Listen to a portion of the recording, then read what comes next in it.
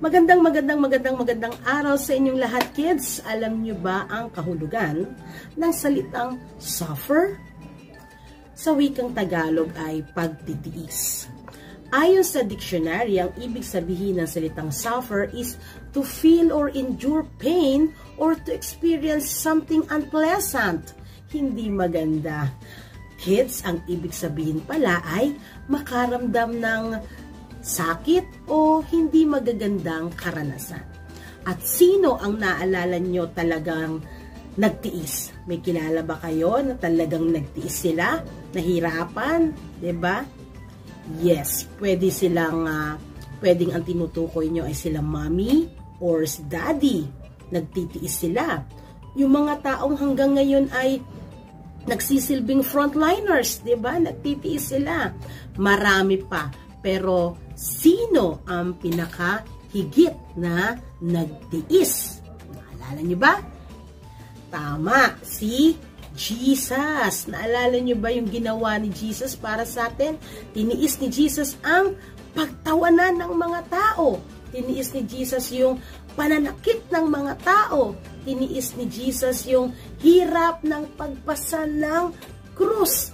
Tiniis ni Jesus ang hirap sa pagkapako sa krus. At tiniis ni Jesus ang lahat ng yun. Diba? Tiniis ni Jesus ang lahat ng hirap maging dun sa pagkapako niya sa krus. At alam niyo ba, kids, kung bakit tiniis ni Jesus ang lahat ng yun? Walang ibang dahilan kundi para sa'yo. Para sa lahat ng tao. Sino ba ang hindi makasalanan? Diba? Ginawa ni Jesus ang lahat ng iyon para sa lahat ng makasalanan. Sino ang hindi makasalanan? Diba tayong lahat? Kaya tiniis ni Jesus ang lahat ng hirap para sa iyo at para sa akin, because the purpose of Jesus is to save the world.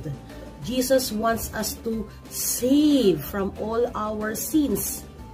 God is so good. And God is so great. Now, kids, look at the mirror. Tingin kayo sa salamin. Kung may mga salamin kayo dyan, tingnan nyo ang sarili nyo sa salamin. Sino ang nakikita nyo? Tama, walang iba kundi ang inyong sarili. Diba? At hindi ang sino man. Ibig sabihin, kids, ang nakikita mo sa salamin ay ang iyong sarili na iniligtas ni Jesus sa krus. And that is the reflection of the love of Jesus. O, di ba ang ganda? Every time na makikita mo ang sarili mo sa salamin, ay nagre-reflect ito ng pag-ibig ni Jesus para sa'yo. Again, kids, have faith in God.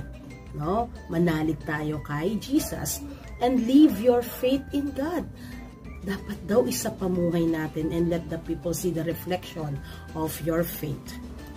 What is the reflection of our faith? 1, live in love of Jesus. Diba? Live in the love of Jesus. Again, live in the love of Jesus. And number 2, show others the love of Jesus. Diba? Hindi lang natin isinasapamuhay o ginagawa, nararamdaman ang pag-ibig ni Jesus, kundi ipinapakita natin sa ibang tao.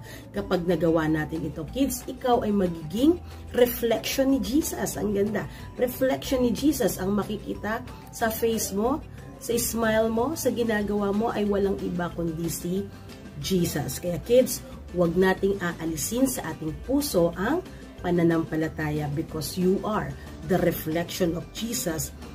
And all the people will see the reflection of the faith on you as you live in the love of Jesus and show others the love of Jesus. Amen.